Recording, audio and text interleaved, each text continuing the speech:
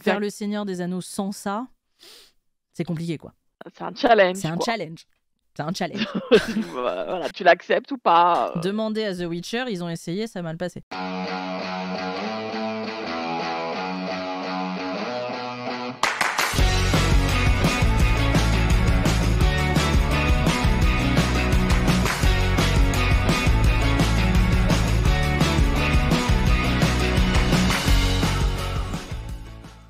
Il y a des choses à dire sur l'univers adaptable ou non. Adaptable ou inadaptable, l'univers de Tolkien, en tout cas, pendant longtemps, on a décrété qu'il était inadaptable. D'abord, il faut savoir que c'est un truc qui a déchaîné les passions dès sa sortie. C'est-à-dire, déjà aujourd'hui, c'est compliqué. Mais alors, à l'époque, ça avait fait beaucoup parler, et surtout aux États-Unis. Et je pense que là, tu vas faire pareil. Oh, mais oui, bien sûr. Mais c'est bien sûr. Les étudiants américains, oui, bien sûr. À l'époque où le bouquin est sorti, donc milieu des années 50, il y a eu tout un mouvement aux États-Unis, notamment chez les jeunes, qui s'est emparé de l'histoire de Tolkien. Faut savoir que le bouquin est sorti en 54 en Angleterre, mais il a fallu attendre 1 an ou 2, ou même un peu plus, pour que ce soit sorti aux États-Unis. Et aux États-Unis, dans les années 50, il y avait une guerre qui se préparait. Et il y avait tout un mouvement qui commençait à naître d'anti-guerre, hyper écolo, etc., etc. Et tu vois, mais bien sûr, oh mon Dieu, le bouquin du Seigneur des Anneaux, ça leur a vachement parlé.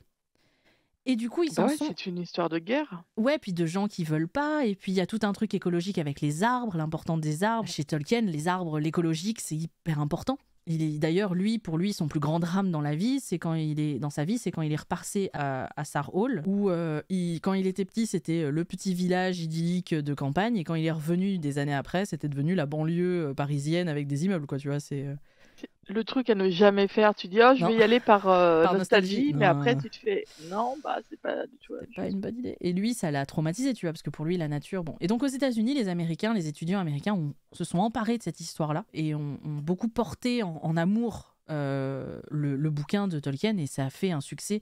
Mais il en revenait pas du succès. Le mec, il était en mode, comment ça?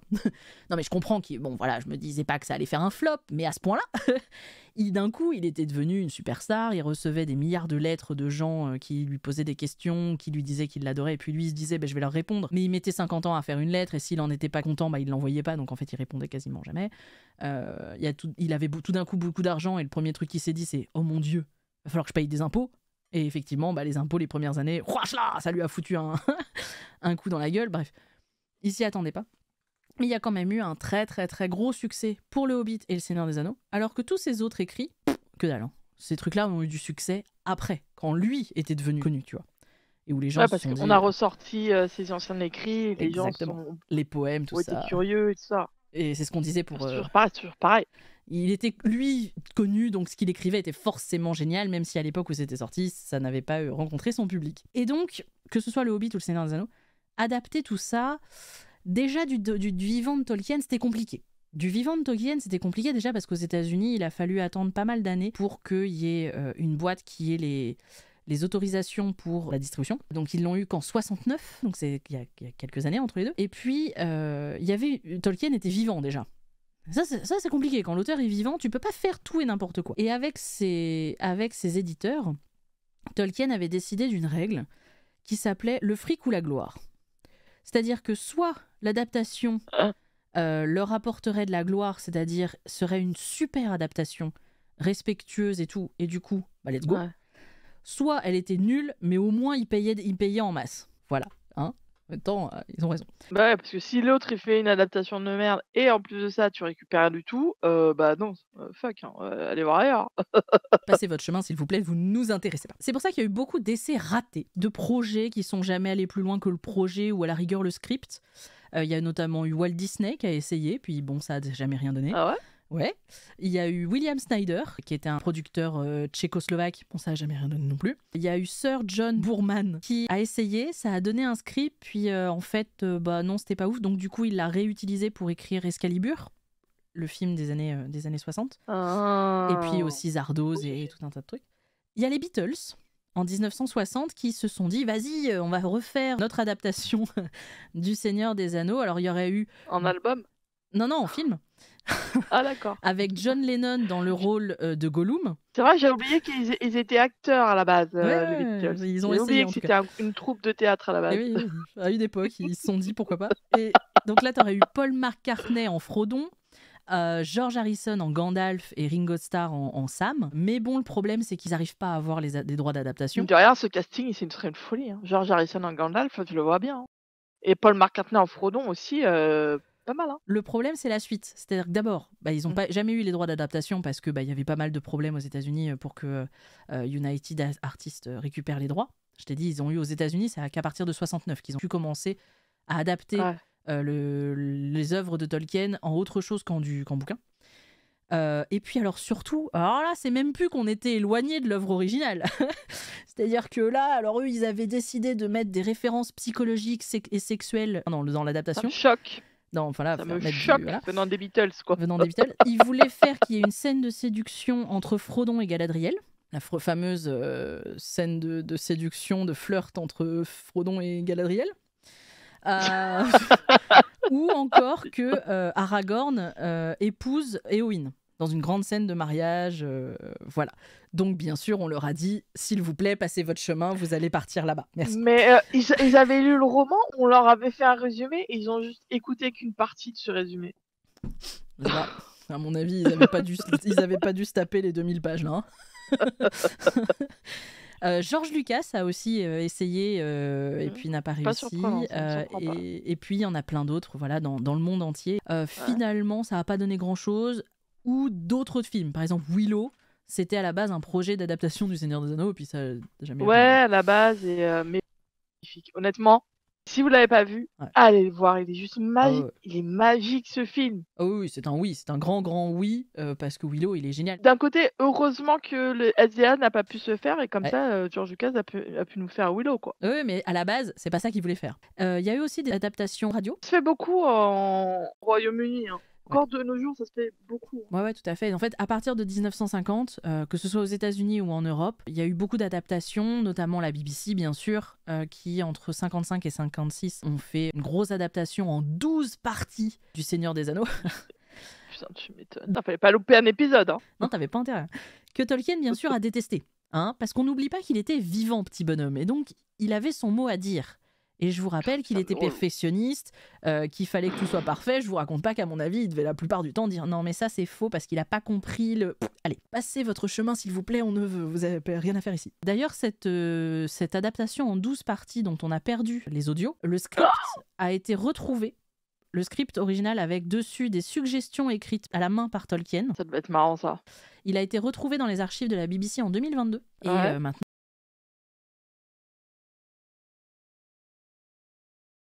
Pour les adaptations, on a aussi eu quelques-unes aux États-Unis. Bon, mais pareil, on a perdu les trucs radio. Il faut dire que c'est des pays où ils gardaient pas... C'est pas la France, quoi. Ils n'ont pas leur dépôt légal, là. Mais voilà, il y en a beaucoup. Et puis, Tolkien... On aime la paperasse dans ce pays. Tolkien intervenait beaucoup sur les scripts, la qualité des adaptations. Et puis, forcément, c'était des petits mecs à l'époque. Parce que George Lucas, à l'époque, il n'avait pas le poids qu'il avait aujourd'hui. Et ils n'avaient pas l'argent. Donc, dans la règle du fric ou gloire... Je crois que la case fric n'a pas été beaucoup remplie. Du coup, il n'y en a pas des masses des adaptations du vivant de Tolkien. Puis je pense qu'il devait être très chiant, monsieur. Notamment, il ne voyait pas l'intérêt. Et il ne comprenait pas non plus les gens full passionnés par son univers. Il ne voyait pas trop. C'est-à-dire qu'il se disait, mais pourquoi alors que vous ne comprenez pas exactement ce que j'ai voulu dire? Voilà, en gros. Quand on vous dit qu'il était chiant. Donc de son vivant, il n'y a pas eu des masses de trucs. Par contre, après, oui. Une fois qu'il est mort, tout est passé dans les mains de son fils. Et en fait, le problème, c'est que l'univers de Tolkien, on le jugeait inadaptable parce qu'il était trop dense, parce qu'il était trop complexe dans sa structure narrative. Le Seigneur des Anneaux, c'est quand même 3 bouquins qui en tout font plus de 2 millions de mots, ou je sais plus combien, enfin c'est un truc de dingue. Même à l'époque, pour le publier, ça a été très compliqué parce qu'on était post-guerre, et donc le papier coûtait un bras et demi, tu vois.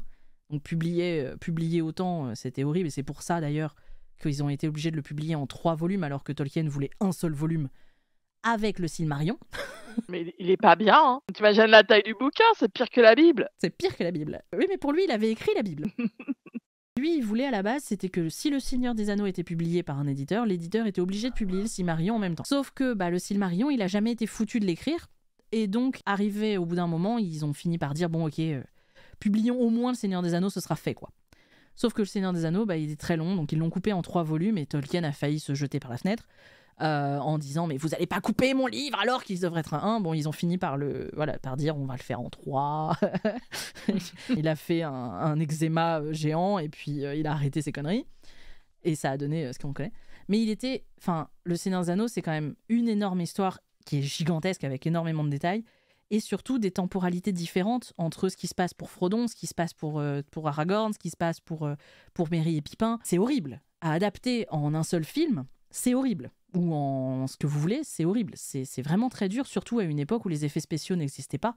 Et va faire un dragon, mec. Parce que je vous rappelle que en 77, quand Lucas a fait Star Wars, les vaisseaux, c'était des petites maquettes dans un studio. Hein Ouais, mais tu sais quoi ? C'était mieux. Tu regardes les films aujourd'hui et les effets spéciaux étaient encore le coup. Ah oui, non, mais ça, par contre, pour ça, moi, je trouve ça c'est du talent, tu vois. Ah ouais. Mais parce que ça vieillit mieux, c'est plus tangible, c'est plus agréable, tu vois. Ouais, mais même de faire, parce qu'il y a des films à peu près de cette époque qui sont venus après, avec qui utilisent pareil des effets spéciaux, et tu sens que ça vieillit, tu vois trop les défauts.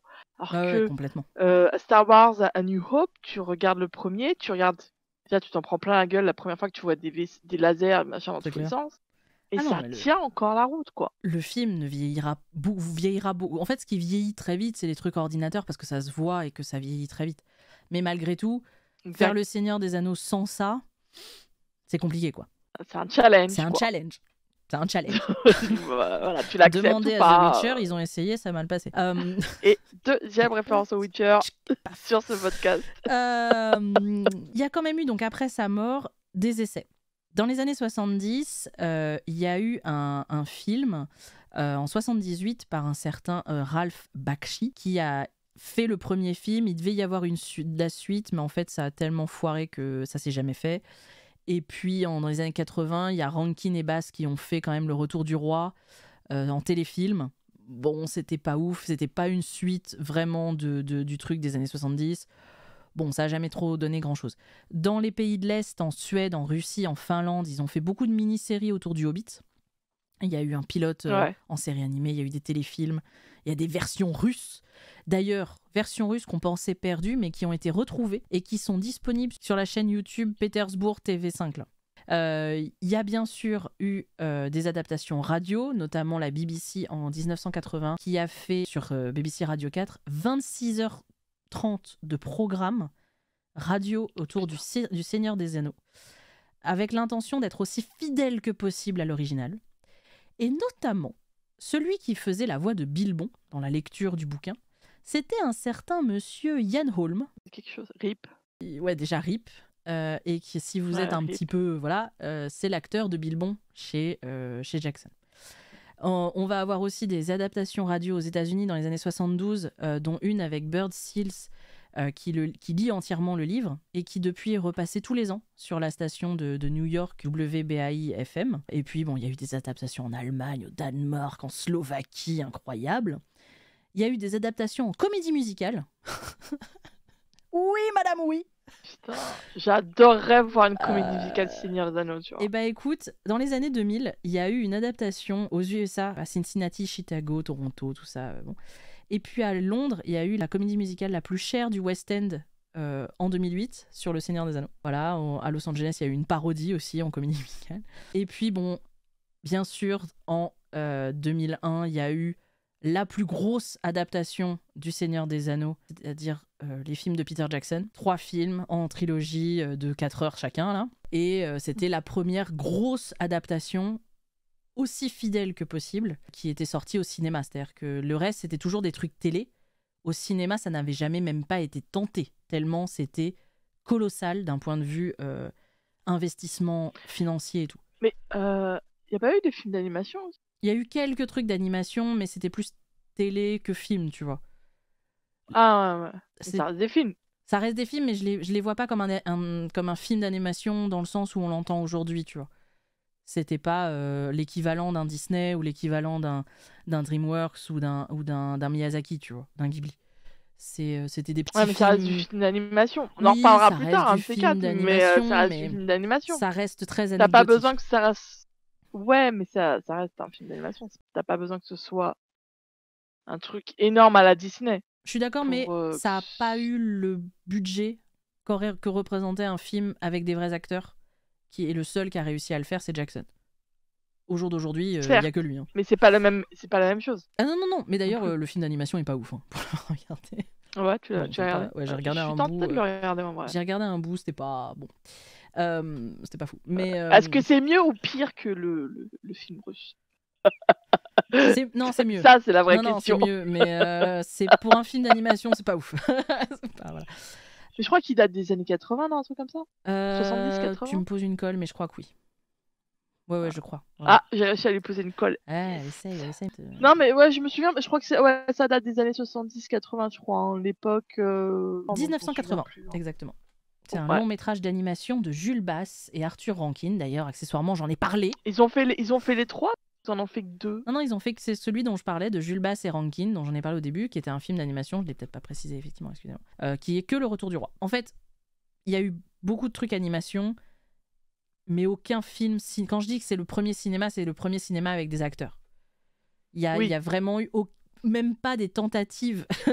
Parce que je pense que quand les mecs arrivaient avec le scénario qui faisait 2000 pages, ils arrivaient en disant ça va coûter 25 millions, et encore, mettez quelques zéros en plus, je pense que les producteurs à l'époque, ils devaient dire ben non, en fait. D'abord, c'est pas un péplum, donc on va pas le faire, et puis, etc. Tu vois.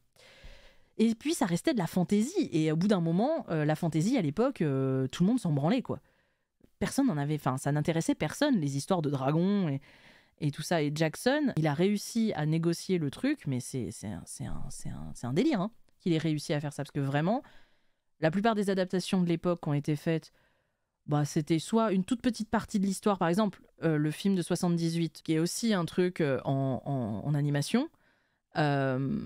Le truc ne va que jusqu'à la bataille de Fort-le-Corps, c'est-à-dire prend vraiment qu'un tout petit bout de l'histoire du début et puis quelques passages, tu vois, en un seul film. Donc t'imagines, c'est vraiment... bon, on a passé l'histoire très très vite. et c'est vraiment très difficile. Et les trucs de Jackson, c'est... quoi qu'on en dise, c'est le seul qui a essayé d'être aussi fidèle, de prendre un maximum de passages avec des acteurs réels dans des lieux réels et avec une vraie, tu vois, en essayant d'être le plus exhaustif possible. Après, je vous rappelle qu'un film, ça dure que 4 heures. Hein, donc, et Le Seigneur des Anneaux, si tu faisais toutes les pages, le film de 29 heures, là, comment ça s'appelle, Shoah, à côté, c'est de la gnognotte. Hein. Putain, bon film, Shoah de 29 heures, là, vous avez pas envie de vous les faire. Hein, je vous jure. Hein. Moi, je me les suis faites, t'as pas envie. Hein. T'as envie de mourir avant la fin. Et pas que parce que le sujet est difficile. Hein. C'est très très long. Non, mais je me souviens de ce film, t'as un moment, t'as une scène où le réalisateur, enfin le mec qui est là, et il passe littéralement près d'un quart d'heure à dire donc là on était dans le camp, là on n'était pas dans le camp, là on était dans le camp. Tu m'étonnes que le film il dure 9 heures. C'est très long. Et c'est très long. T'as vraiment, c'est très long. C'est important, mais c'est long. Voilà. Et alors, je me suis pas trop penchée sur comment Jackson a réussi à avoir les droits et à motiver les producteurs pour le faire. Ce que j'ai vu, par contre, c'est que Christopher Tolkien, donc le fils de Tolkien, est légataire, on va dire, le mec qui a eu ensuite les droits. Il est encore en vie, le mec ? Non, il est mort. Il est mort. C'est bon, j'étais en train de dire, il boit le sang de qui pour pouvoir survivre là ? Mais il est mort il n'y a pas si longtemps que ça, Christopher Tolkien, en réalité. Je crois qu'il est mort dans les années en 2020 ou... Non, mais c'est ce que je te disais il est mort hier, en le 2020. mec, il a vécu. Il a vécu presque 100 ans. Ouais, non mais voilà, je te dis, quand je te disais il a 120 ans, j'étais pas loin. Ouais, à 20 ans près. Mais oui, il a vécu très vieux et c'est lui qui avait, pendant très longtemps, avait le dernier mot sur les adaptations. Aujourd'hui, c'est son fils, Simon, qui a tout ça dans les mains depuis 2017. Et c'est d'ailleurs Simon qui a autorisé les Anneaux de pouvoir, mais on en reparlera.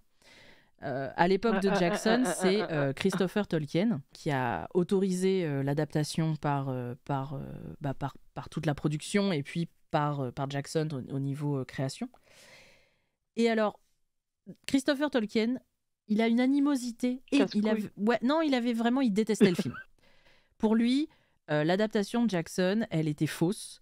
Il avait mal compris les propos de son père, il avait mal compris l'histoire même du Seigneur des Anneaux et de tout le bordel. Et notamment pour beaucoup de choses, mais en particulier parce que tout le film avait été filmé en Nouvelle-Zélande, alors que dans l'esprit de Tolkien, c'était les Midlands anglais, puisque l'idée, je vous rappelle, c'était de faire la mythologie de l'Angleterre perdue. Certes, mais d'un côté, Jackson est néo-zélandais. Donc bien sûr qu'il va filmer chez lui. Et puis quand tu vois la beauté du pays où l'a filmé. Non, mais surtout, les Midlands d'aujourd'hui, entre les avions, il n'y a plus ces paysages auxquels Tolkien rêvait quand il avait, dans les années 1900.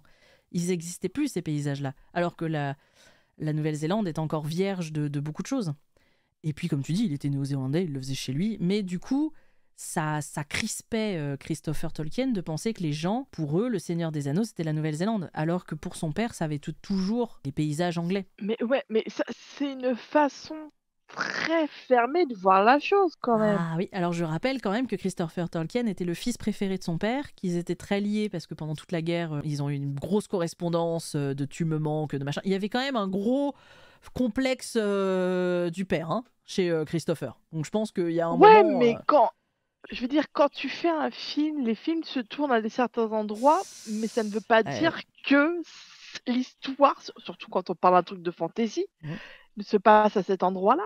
C'est juste parce que c'est un lieu qui représente beaucoup mieux l'histoire, mais tu as aussi des questions de tournage, de facilité de tournage, et comme on l'a dit tout à l'heure, Peter Jackson est néo-zélandais, donc bien sûr qu'il va filmer chez lui. Des paysages qui lui parlent, ouais, bien sûr. Voilà, des paysages qui lui parlent, et puis après, de toute façon, quand tu vois le film après, tu te dis pas à un moment donné, ouais, c'est en Nouvelle-Zélande que tout ça se passait. Non, c'est en terre du il y a milieu. des elfes et il y a des hobbits. Oui, c'est en terre du milieu, Déjà. c'est tout. Mais moi, je prends beaucoup de pincettes les propos de Christopher Tolkien, d'abord parce que il était le fils préféré, etc. Il a travaillé avec Tolkien sur l'élaboration de tout cet univers-là quand il était adulte. Mais surtout, c'est lui qui a récupéré le bébé à la mort de Tolkien et qui a édité énormément des œuvres de son père sous son nom à lui. Sous son nom à lui, attention. Il disait pas que c'était lui qui les avait écrits. Juste, il les éditait. Et notamment, il en a fait, je crois que j'avais compté, 27 œuvres de formes diverses, publiées à partir de ce que Tolkien avait laissé ou commencé à créer, qui ont été publiées par Christopher. Notamment le Silmarillion, mais aussi des lettres, des poèmes, des dessins, des machins. Donc Christopher Tolkien, outre son propre travail de linguiste et tout ça, il a marché dans les pas de son père quasiment tout de suite, et il a fait toute sa carrière ensuite d'auteur autour de ce que son père avait créé. Donc le mec, il était plus royaliste que le roi. Enfin, c'est pour ça, moi ça m'attriste un peu quand je vois sur des forums des trucs, des gens qui sont en mode Christopher Tolkien a détesté le Seigneur des Anneaux de Jackson, donc le film de Jackson est à chier. Attention, le mec, il n'était pas du tout objectif. Il était quand même très j'ai autorisé, mais vous avez fait qu'Arwen, elle est brune et qu'elle a les cheveux jusqu'aux genoux, alors que dans le bouquin, elle est censée apparaître que 10 pages à la fin dans les annexes, et elle avait les cheveux jusqu'aux épaules. Oui, calme-toi. Est-ce qu'on s'en fout pas un peu? Et alors, il y a beaucoup de bons points dans l'adaptation de Jackson, et aussi beaucoup d'erreurs. Voilà, qui, effectivement, notamment la place qu'il a donnée aux femmes. Alors, je parle du Seigneur des Anneaux. Je parle pas du Hobbit, parce que le Hobbit, c'est encore autre chose. Mais dans le Seigneur des Anneaux, les femmes ont respecté l'idée de Tolkien que la femme n'était pas le point central de l'histoire, n'avait pas de vraie portée sur l'action, restait plus une espèce de truc très beau que tu regardes un peu de loin comme ça, et pour lequel tu te bats, mais qui est pas vraiment là dans les tranchées, mais qui sont des personnages forts. Galadriel, elle est incroyable. Le personnage de Galadriel, elle apparaît 10 secondes, elle sourit et elle donne 2 cadeaux. Elle est devenue mythique, tu vois, le personnage. Quand même, quand vous comparez popularité du personnage et le temps d'apparition dans Le Seigneur des Anneaux, c'est incroyable quand même. Pareil pour Éowyn et pareil pour Arwen. Arwen, c'est fou ce qu'il a réussi à faire avec le personnage. Ouais, mais d'un autre côté, c'est pas très dérangeant parce qu'elles prennent pas toute la place. Il leur a juste donné un peu plus d'importance parce je pense qu'il a dû voir le potentiel de ces personnages, mais sans pour autant, ça reste, comme tu dis, une histoire d'amitié entre hommes, une histoire très masculine. T'as les personnages féminins qui sont là autour, mais il n'a pas détruit, changé complètement l'histoire en te disant bah, tout cela se passe grâce aux femmes. Non, elles sont là, elles aident, elles existent déjà à la base, donc je vais leur en donner un rôle peut-être un peu plus important, sans pour autant effacer tout le reste, quoi. Mmh. Oui, elles sont là pour Donc c'est plus soigner, pour acceptable. aimer. Elles vont donner de la motivation au personnage.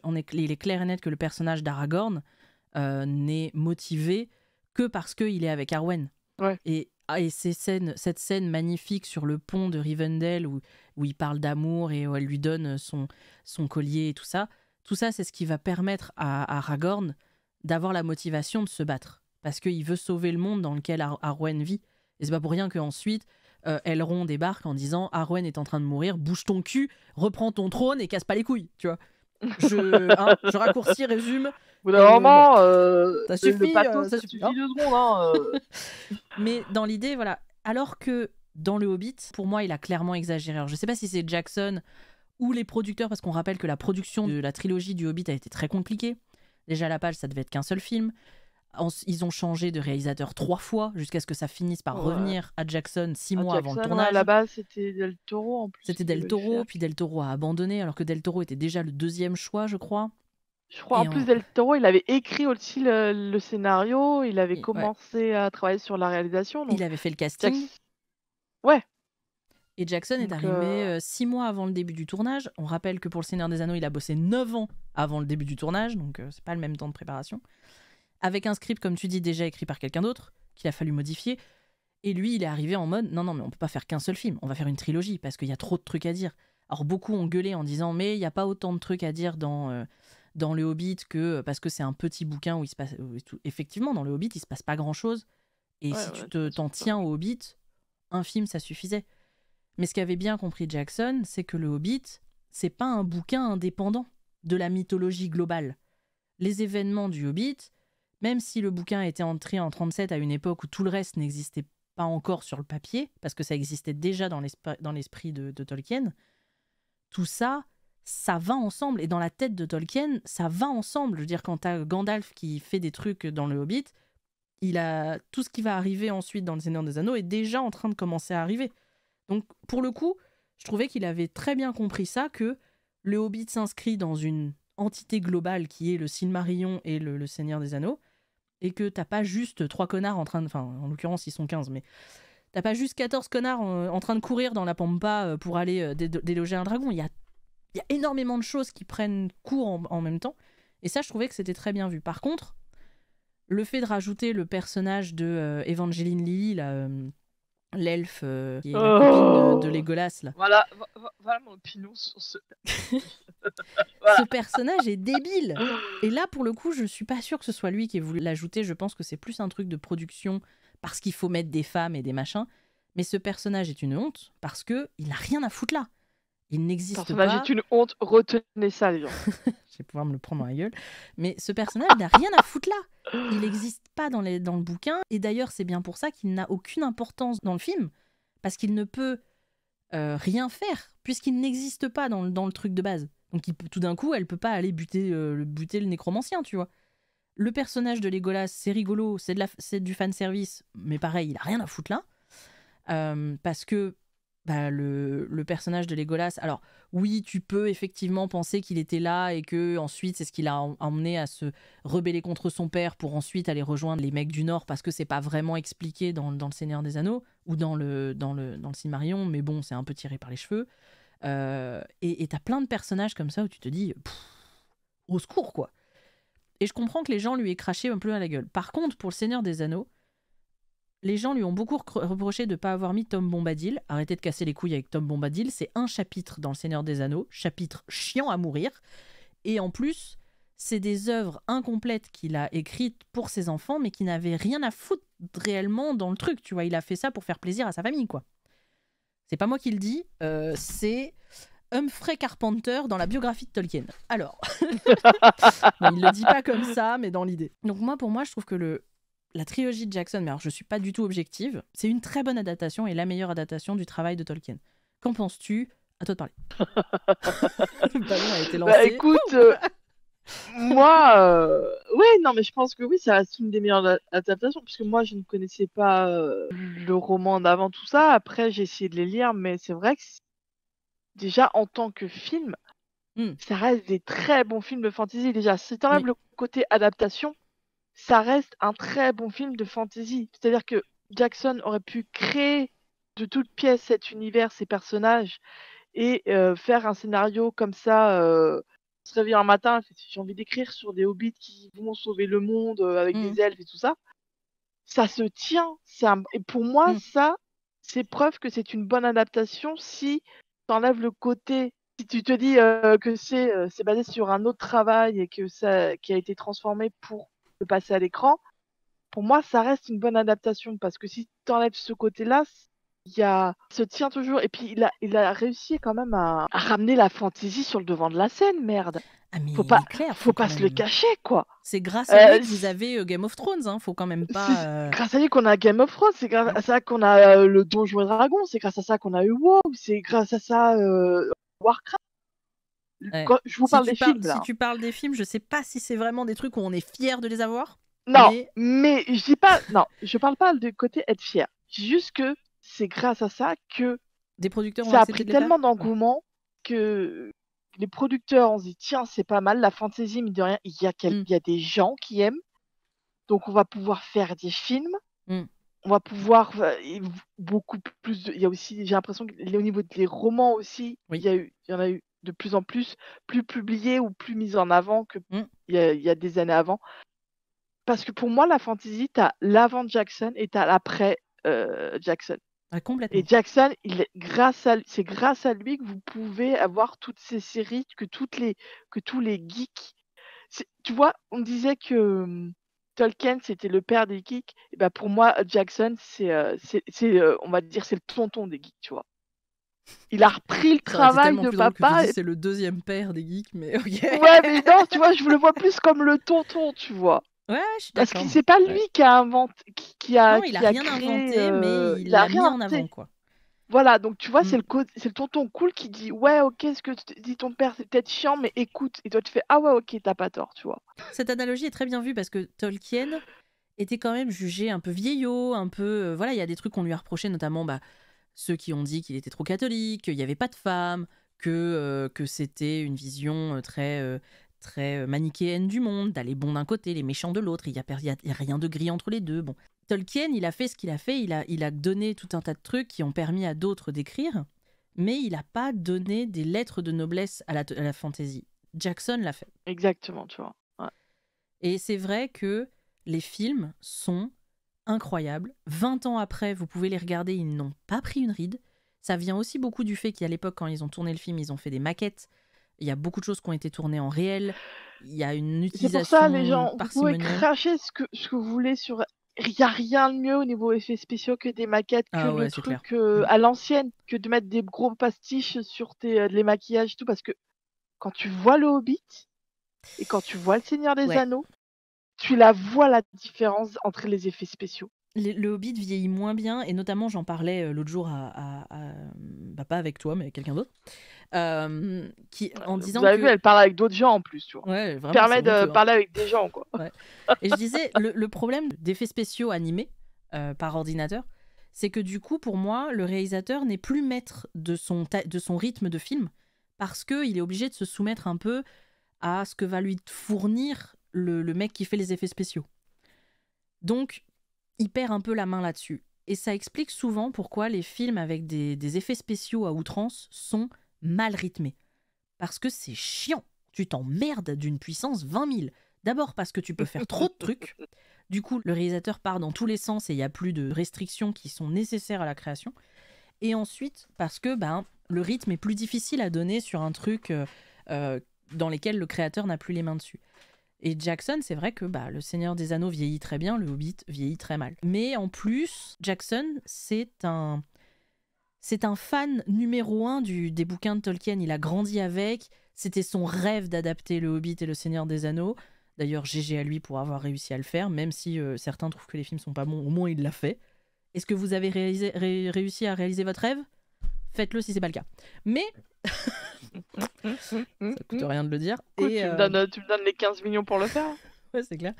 Mais au-delà de ça, il avait envie. Et donc, il a bossé pendant 9 ans. Et moi, ce que je trouve génial, c'est que... Alors, c'était pas tout à fait vrai sur le Hobbit, et notamment parce que le Hobbit, bah, il y a eu moins de temps de prep, et du coup, bah voilà, il a pallié avec ce qu'il pouvait. Euh, le Seigneur des Anneaux, le moindre figurant sur place, qui faisait l'Uruk-hai numéro 52 au bout du truc, son armure, elle était aussi nickel que l'Uruk-hai numéro 1 qui est au premier plan. Pareil pour les humains qui avaient les cottes de mailles, c'était des vraies cottes de mailles en métal qui avaient été forgées pour. T'en avais pas un dans le tas qui avait une Rolex. Tout était fait pour être le plus crédible possible. Même pour les acteurs, un acteur, il est jamais aussi meilleur que quand il entre sur un plateau qui ressemble à Fontcombe, alors que l'autre, il va rentrer dans un fond vert où tout est en vert avec des machines partout, et puis c'est à lui d'imaginer, tu vois. Et puis, ils ont tourné le film en 3 ans, de mémoire, je crois que ça doit être ça, 2 ans et demi plus 2 ans plus les pick-ups. Je crois qu'ils ont fait, quand tu lis les films, tu parles de la trilogie entière, hein, ils ont tout filmé en même temps. Ils ont tout filmé en même temps, avec plusieurs équipes, et ils ont passé les acteurs, je crois que c'était 2 ans sur place, et ensuite il y a eu 1 année de pick-up, c'est-à-dire des moments où ils sont revenus tourner des scènes pendant que la post-prod était en train d'être faite. Ouais, les reshoots, quoi, pour améliorer certaines scènes, des trucs comme ça. Exactement. Et donc, en tout, ça a fait, je crois, de mémoire 3 ans. Attention, je fais de mémoire, donc voilà. Mais il y a eu une vraie camaraderie entre les acteurs. Les acteurs ont vécu ensemble pendant tout ce temps-là. Et le plus bel hommage que ce film a pu rendre à Tolkien, c'est le fait qu'aujourd'hui encore, les acteurs qui font Merry, Pippin, Sam et Frodon continuent à se voir.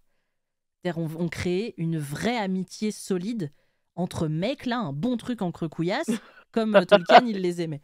Et je trouve que c'est beau, et c'est le plus bel hommage qu'ils auraient pu rendre à Tolkien, en fait. Parce que c'est ça que lui aimait, et qu'il animait. Qu'il a transposé dans son histoire. Qu'il a transposé dans son histoire, et que Jackson a réussi à transposer dans son tournage. Et il n'y a pas beaucoup de tournages dans le monde, ou dans l'histoire du cinéma, où les acteurs sont vraiment devenus amis. Il n'y en a pas des masses. C'est pas... Tu vois. Si vous pouvez tous me les citer, c'est qu'il n'y en a pas eu tant que ça. Tu vois. Et je trouve ça beau, quoi. Ouais. Mais en parlant de beauté... parlons de ce qui n'est pas beau. Les trilogies Jackson, donc c'était la grande adaptation avec le Hobbit, mais il y a eu récemment une nouvelle adaptation. Ouais, on va en parler, mais en mal. Si vous avez aimé la série, quittez ce podcast dès maintenant, revenez à l'épisode d'après. Alors, pour la petite, faut quand même, pour comprendre, on va donner nos points de vue, mais il faut comprendre que Camille, c'est la fan ultime du Seigneur des Anneaux. Ouais. Elle a les Jackson. Pourtant, j'ai pas lu Silmarillion. Non, mais elle a lu elle a découvert des films, elle suivait vraiment tous les films quand ils étaient en prod, tout ça, quand ils étaient avant qu'ils sortent, les événements, voilà. Moi, j'étais plus en retrait, genre, c'est le côté cinéma que j'ai beaucoup aimé de Le Seigneur des Anneaux. J'ai essayé de lire les romans, ça m'a gonflé très vite. J'ai quand même lu Le Hobbit entièrement. Je m'endormais à chaque page, mais j'ai quand même réussi. Je l'ai lu. Donc on a toutes les deux relations très différentes avec l'univers de Tolkien et l'univers du Seigneur des Anneaux. On aurait peut-être dû le dire au tout début. Peut-être, ouais. Donc voilà, the reveal du podcast. La personne objective, c'est Fantastic Dead. La personne complètement subjective, c'est moi. C'est Camille. Okay. Et donc les Anneaux de pouvoir, quand ça a été annoncé, moi j'étais là le côté curieuse du truc, tu vois. Parce que je suis pas fan du truc, donc j'étais plus dans le côté on va voir ce que ça va donner, tu vois. J'allais sûrement regarder. Mais toi, je sais que c'était pas du tout ton cas quand t'as entendu parler de ça. Non, mais moi, pour que vous compreniez, Le Seigneur des Anneaux, c'est ce qui m'a donné envie de faire du cinéma, donc qui a bouleversé ma vie. Et quand Le Hobbit est sorti, je vais voir le film à sa sortie au ciné avec ma coloc à l'époque, et je me suis mis à pleurer dans le cinéma dans les 2 premières minutes de film. Quand tu vois, même là, en vous en parlant, j'ai les larmes aux yeux, bordel. Quand tu vois le titre qui apparaît avec la petite musique. Non, juste le Hobbit avec la petite musique. Je me suis mis à pleurer dans le cinéma. Arrive là-dessus, donc la comté, tout le truc, je continue à pleurer comme une madeleine. Je vois Frodon apparaître. J'étais pas au courant parce que j'avais pas voulu trop me spoiler justement pour garder... Mais je crois que personne n'était au courant en fait que Frodon apparaissait. Et donc je vois Frodon apparaître, je me suis mis à pleurer tellement, mais voilà, que ma coloc qui était assise à côté de moi s'en a aperçue et m'a regardée, elle a fait « Oh, c'est trop mignon !» Et je ne pouvais, et pendant des années, je n'ai pas pu regarder le Hobbit sans me mettre à pleurer. Tous les films, je pleurais. Le générique, je pleurais. Je regardais les bonus, je pleurais. Je n'arrivais pas à ne pas pleurer. Et aujourd'hui, ça va, j'arrive à le regarder sans pleurer, merci beaucoup. Et donc quand ils ont annoncé les Anneaux de pouvoir, j'étais en mode « Let's go, je vais enfin à nouveau pouvoir revenir dans la Terre du Milieu. » C'était pas tellement on s'en fout, le film est nul et machin, on s'en fout. C'était je reviens enfin en Terre du Milieu, tu vois. Donc les Anneaux de pouvoir, j'étais en mode let's go. Surtout qu'à l'époque, on savait pas trop. Il y avait tout un tas de trucs sur est-ce que ça va parler de l'enfance d'Aragorn. Oui, ils nous avaient juste annoncé que ça allait être une adaptation du Seigneur des Anneaux. On ne savait rien d'autre. Est-ce que ça va être le second âge? Est-ce que ça va être le Silmarillion en entier? Alors, on était en mode le Silmarillion en entier, les gars, c'est 50 saisons hein, à peu près. Ça va être la série la plus chère, donc t'es en mode what the fuck, ça va être incroyable. Puis la série est sortie. J'ai pas pleuré. Moi, j'ai pas regardé tout de suite. J'ai attendu. Moi aussi, non, mais j'ai beaucoup de temps à la regarder et. Non, mais cette série. C'est dommage qu'on puisse pas vous montrer des choses parce que on devrait vous montrer les messages que je t'ai envoyés quand je regardais la série. Ah oui, c'était beau ça. C'est parce que j'étais juste. Alors, moi, il y a un truc qui m'a gêné énormément dans ce truc. Et c'est un truc que je ne supporte pas, quelles que soient les séries ou les films. Oui. C'est la saturation de musique. Il y avait de la musique toutes les secondes. T'avais la musique à peu près à chaque scène. Et ça, c'est un truc que je ne supporte pas. Parce qu'en fait, pour moi, la musique, dans un film ou dans une série, est censée pour te donner un peu le ton de la scène ou pour augmenter l'émotion de la scène. C'est un outil, tu vois. Alors que là, c'était toutes les secondes. Dès qu'il y avait une scène, il y avait une musique. Et voilà. Et ça coupait juste. Et encore, des fois, quand il parlait, t'avais de la musique. J'ai envie de dire, mais stop, t'as pas besoin de. C'est pour ça que c'était, comme je te disais, la série la plus chère. Ouais. Parce que le compositeur, il s'est fait des couilles en or. Ah, le compositeur s'est fait plaisir et ils ont mis beaucoup d'argent. Alors moi j'ai regardé, alors je te l'avais envoyé mais je crois que je l'ai pas gardé, du coup le nom du youtubeur en question va m'échapper. Je me souviens plus. Et je m'en excuse pas regardé d'avance. parce que je voulais pas me spoiler justement. Mais si jamais vous ne l'avez pas vu, je vous la mettrai en description ou en petite notice sur la vidéo. C'est un youtubeur français qui fait une analyse narrative de la série et qui est très bien vue. Alors je vais pas vous la refaire parce que allez voir sa vidéo. C'est pas très long. Mais moi, ce qui m'a gêné, c'est le fait que ça n'est que du fan service. C'est caché, mais ah là, c'est la même scène que dans le film. Ah ouais, là, je reconnais, c'est le même moment que. Sauf que, et il le dit très bien dans sa vidéo, c'est les mêmes moments, les mêmes scènes parfois, les mêmes dialogues parfois. Au secours, arrêtez de reprendre les dialogues. Je t'avais envoyé le message en te demandant si l'histoire avec Galadriel et l'autre avec qui j'ai encore oublié son nom, c'est dans le livre ou c'est fait exprès que ça ressemble à l'histoire d'Aragorn ou ça se passe comment quoi? Quand ils sont en tôle, là. Ouais, bien sûr. Ouais. J'étais là, mais genre what the fuck. C'est la même chose, mais en moins bien. C'est-à-dire que dans Le Seigneur des Anneaux, par exemple, donc toute cette scène dans la prison avec donc Galadriel et l'autre gars dont j'ai oublié le nom aussi. De toute façon, il est complètement anecdotique. Tous les personnages d'ailleurs de cette série sont complètement anecdotiques, à part la femme de Durin. Alors elle, par contre, elle est incroyable, mais elle sert à rien non plus. Donc bon, elle est incroyable. C'est ça qui est dommage, mais c'est ce que je te dis. Ils auraient dû la caster à la place de Galadriel. L'histoire aurait été 10 fois plus intéressante d'un coup. Déjà Galadriel. On s'en bat les couilles que la Galadriel soit là, rien. Ah là, tu vois, je trouve que à la rigueur, bon, quitte à pas le faire comme. Mais t'as cette séquence donc qui parle de je vais t'aider à retrouver ton royaume, blablabla. Et toi, tu regardes la série, t'as forcément vu les films. Je veux dire, tu tombes pas sur cette série par hasard. Il y a un moment, voilà. Et tu te dis ah ouais, c'est comme Aragorn. Du coup, dans ta tête, tu te refais toute l'histoire d'Aragorn et tu te dis ouais, il va devenir roi, il va affronter des trucs et des machins. Donc t'as toute cette puissance narrative du côté Aragorn. Et quand tu vois le résultat dans les Anneaux de pouvoir, tu fais c'est de la merde. C'est un peu. Il y a un passage avec Galadriel comme ça quand ils sont. Et beaucoup plus tard dans la série, elle est avec le jeune humain là.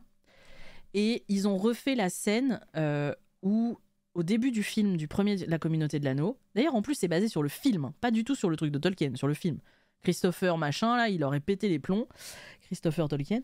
Ils sont, tu sais, dans le film, au début, quand ils quittent la comté, il y a tout un passage où ils cherchent des champignons, et puis Frodon leur dit « Vite, quittez la route !» Ils sautent hors de la route, et ils se cachent sous les racines d'un arbre géant au moment où un Nazgûl apparaît, les renifle. Frodon menace de mettre l'anneau, et puis Sam envoie jeter les champignons ailleurs, et ça a fait fuir le Nazgûl. Je sais pas si tu te souviens de cette scène. Ouais, je m'en souviens. Ils ont refait une scène à peu près similaire dans Les Anneaux de Pouvoir, avec Galadriel et donc ce jeune humain, où elle est planquée sous une souche d'arbre, même plan, hein, je vous jure, c'est le même. À la rigueur, elle est à gauche de l'arbre, alors qu'elle devrait, le était à droite, enfin, tu vois, une connerie. Et autour, tu as des orques qui la cherchent. Et les orques passent, et elle est là. Oh, attention, ça se trouve, ils vont nous trouver. Il n'y a aucune tension dans cette scène. Et il le dit très bien dans son truc, et quand j'ai vu ça, j'ai gueulé dans mon appart, j'étais en mode « Oui, tu as raison !» Parce qu'il n'y a aucune tension, parce qu'on sait depuis le début que Galadriel, elle se fait un troll à main nue toute seule. Donc, 4 pauvres orques, qu'est-ce qu'on en a à foutre, tu vois? Il n'y a pas de tension, elle va les goumer.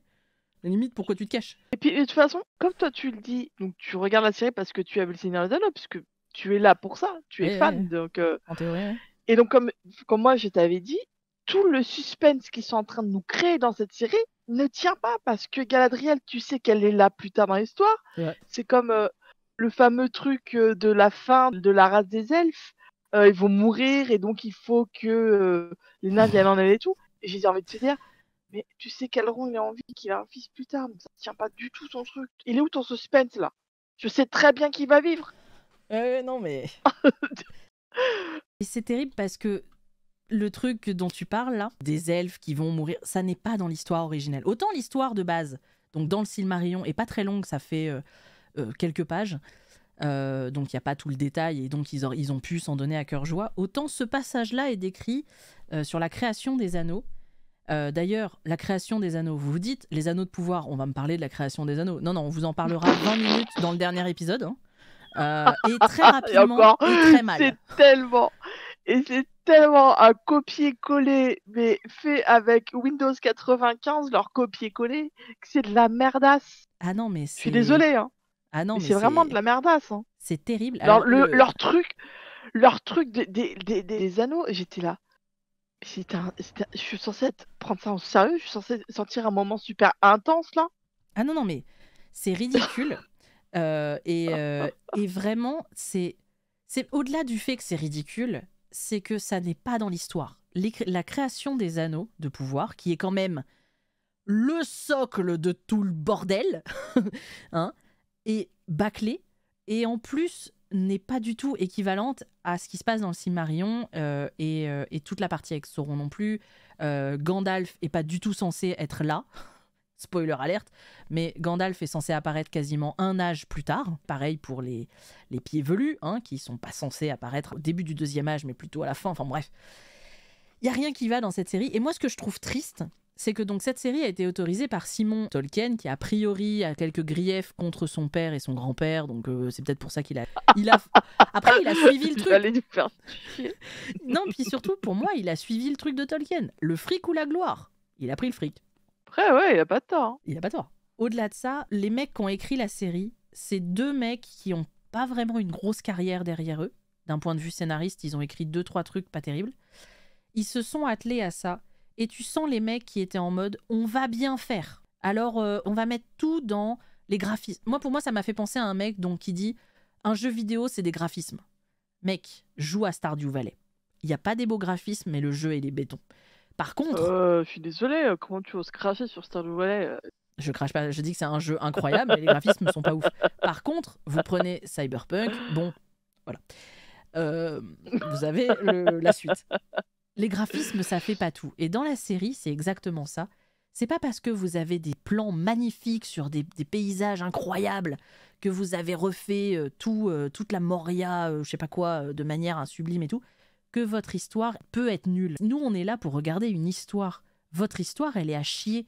Que derrière, vous l'ayez fait avec de l'or, de l'argent et des saphirs, on s'en branle. Votre histoire de base est à chier. Et tous les épisodes, l'histoire de base est à chier.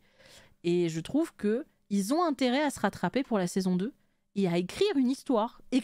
Racontez-moi une histoire. Racontez-moi avec un début, un milieu et Non, une mais fin. t'es en train de me dire que tu vas te taper la saison 2 là? Ah ouais, moi je la regarderai. Mais je suis la Yankee number one, moi.